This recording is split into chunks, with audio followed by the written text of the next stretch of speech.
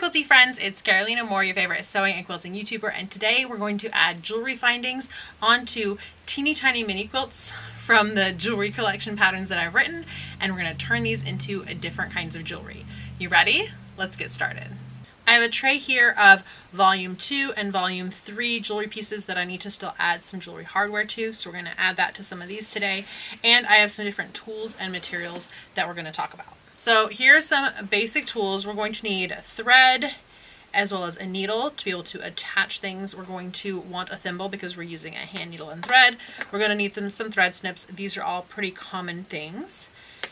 And then we're going to want some jewelry pliers. Now I have a couple different kinds here so I can show you the difference. These two here are both round nose pliers. This one's actually chain pliers because it has a little clipper right here in addition to the round nose part. So that's a round nose plier with, this one has a little clipper on it. I find that for what we're doing, the round nose pliers aren't as nice because they're smooth and so they won't have the grip that I want. Whereas these pliers, and yes, these are a little bit older, they've got a little rust on them, totally fine. These are just old jewelry pliers of mine, and they have some grippy on the inside, so these are going to be nicer. This one is straight and this one is curved. It doesn't matter if you have two straight or two curved, but two pairs of pliers will make it easier to be able to put on the jump rings and jewelry findings. Some of them you may actually be able to bend with your fingers, but jewelry pliers are definitely really nice to have. Now let's talk about the actual jewelry findings. I have a couple different here to talk about. I have in both gold and silver. By the way, I've come out with a couple collections of different jewelry finding sets or jewelry hardware sets that you can purchase from your local quilt shop so that you have them in both silver and in gold to be able to make different projects. We're going to talk about the basic ones in today's videos, and that is these earring wires. Earring wires tend to be this like hook shape. I love this shape. I think it sits really nicely in the ear in both silver and in gold. And then also these little rings here are called jump rings, and I'm going to show you the proper way to install a jump ring because there is a right way and a wrong way. And then these little guys right here are called lobster clasps. These little ones are great for putting on zipper pulls. And then I also have some big jumbo size lobster clasps, and those are perfect for putting onto a purse if you want to have a purse charm so you can clip it on that bigger purse hardware. I have some big jumbo lobster clasps. So those are the different kinds of jewelry findings that I have available for you. There's also a mix set that includes the lobster clasps, the earring wires, the jump rings, and some necklace chain that you could also cut down to make bracelet chain, and that gives you a lot more options in one little set. All right, so let's look at actually attaching some of this to our different jewelry sets. All right, I've already attached, these are the little pumpkin pie slices, and I've already attached the hardware here so that you can see it is a jump ring and then the earring wire is attached, and we're just stitching on the jump ring and then attaching the earring wire. So I'll go ahead and do that with one of these fun little ghosts, and I'm going to do this one in silver, and I'm going to need an earring wire. I'm going to need my thread and a needle. I have a milliner's needle here, but you can use whatever needle makes you happy. I like using a double strand of thread for this because I'm going to want this nice and secure, and so double strand of thread just is going to mean less stitches to get the same amount of thread security. And then I'm going to take my jump ring and I'm going to double check that the ends meet and that it's flat, and this one isn't, so I'm going to try to pinch this flat. I might have to take one side and the other side and twist a little bit to get it to go flat.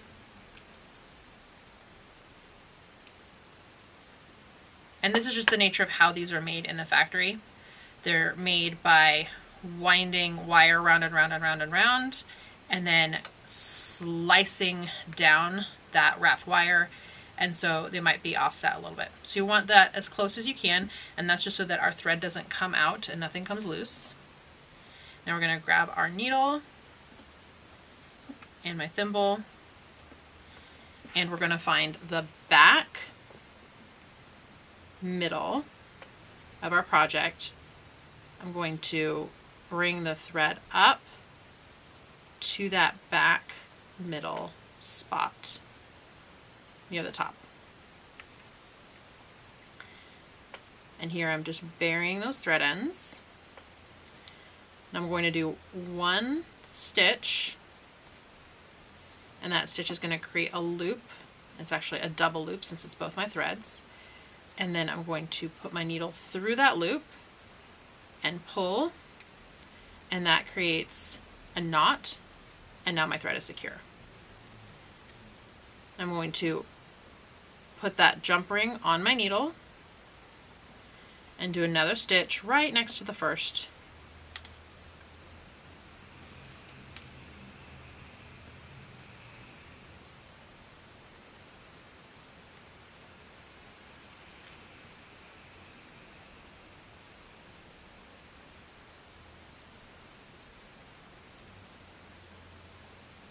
I've pulled any twists from my thread out, and now I'm going to go through that jump ring again and do another stitch.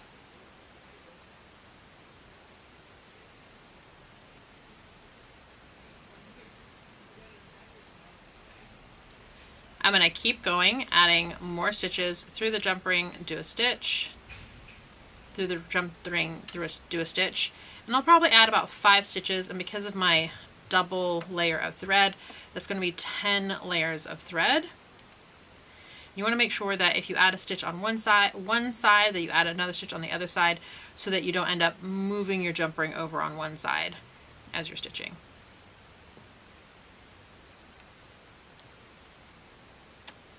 All right, once I feel like I have that pretty secure, I'm going to add one last stitch,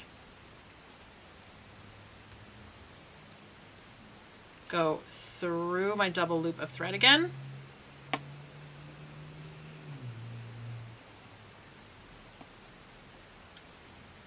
and that makes a knot at the end. And then I'm going to bury my thread to end the project.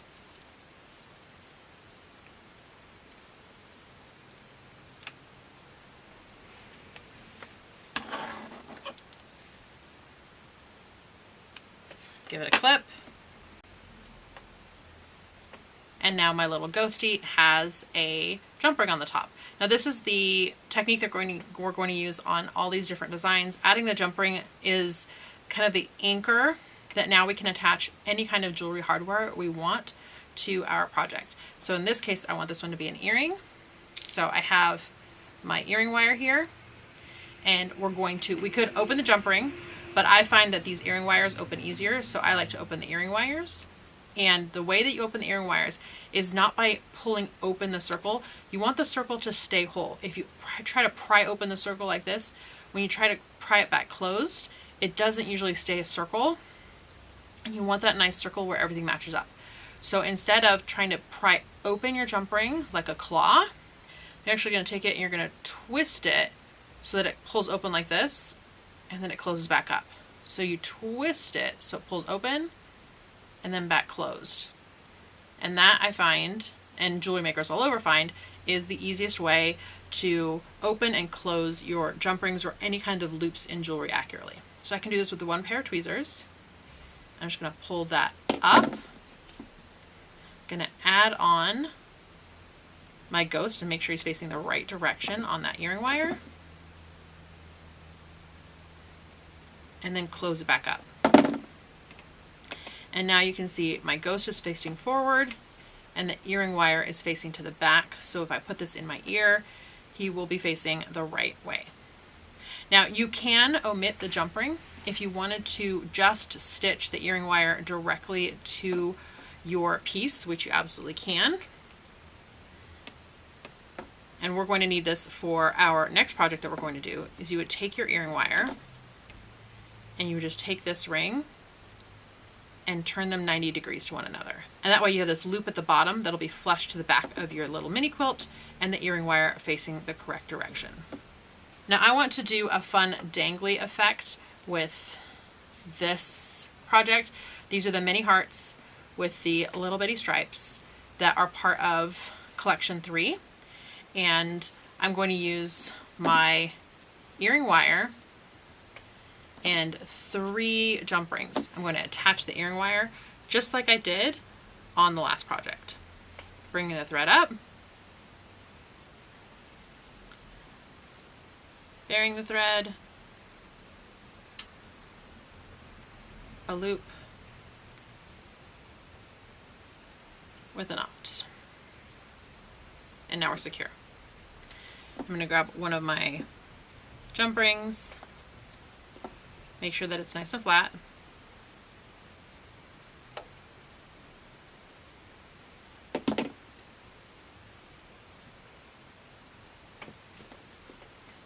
and stitch it in place.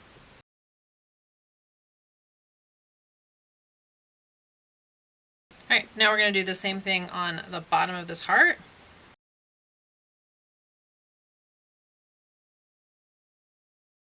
Now I have a jump ring attached on the back, the top of the stripes, and the bottom of the heart.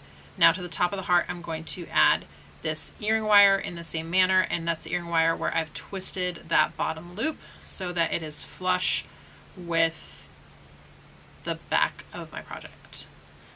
Now you'll see why we like doing the jump ring first. This earring wire is going to want to move around on me a bit. But if you don't have quite enough jump rings and you want to have the little dangle effect, then you can get away with doing this.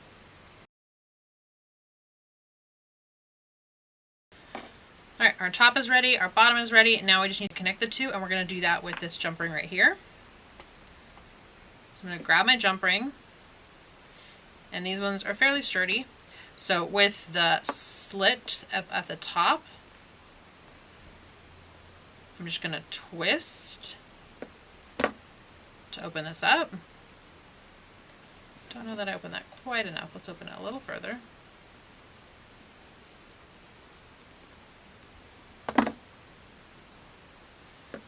And now we're going to add our pieces. We're going to put one on, and when we put the other on, we want them right sides together because that means it's going to open up beautifully. I'm going to grab this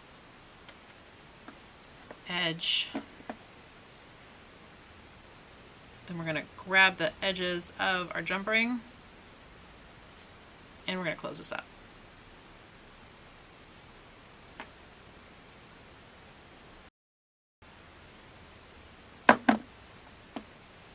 There we go. So now we have this fun earring with the heart on top and little dangly stripes on the bottom.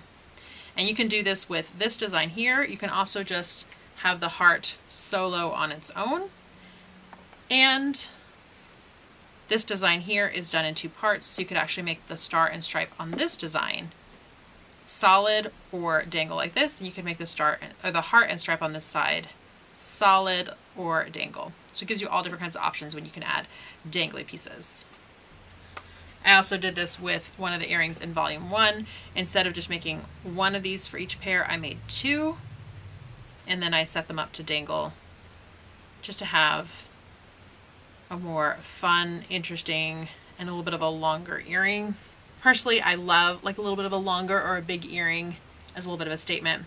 So having like a dangling earring, that's just super fun. But now you can have the same with this little patriotic earring. Another fun jewelry finding is the Lobster Clasp. This allows you to hook your little mini quilt onto something. So rather than being one of 2 earrings, it can be a standalone, either a charm that gets hooked onto a charm bracelet or a zipper pull that gets attached to a zippered bag. We're going to do that with this fun sunshine. Now, adding the Lobster Clasp can be a little tricky. So in this case, I already have my jump ring attached to my Lobster Clasp, and that way it's all secure. That way I don't have to try to open up this jump ring while it's attached to my project. And the Lobster Clasp is not as big as the earring wire, so it shouldn't really get in our way. So I'm just going to stitch this on, stitch the jump ring on, just like I have with the other projects, but in this case, the Lobster Clasp is just already attached. Again, as always, start by bearing that thread and then making a knot at the top to secure everything. Put on the Lobster Clasp. If you have a specific direction that you want it to face, you could pay attention to that, but I don't have a specific direction that I care about with this little lobster clasp, so I'm just going to stitch it on. And then I'm just going to keep stitching, going through that jump ring and into the back of my project.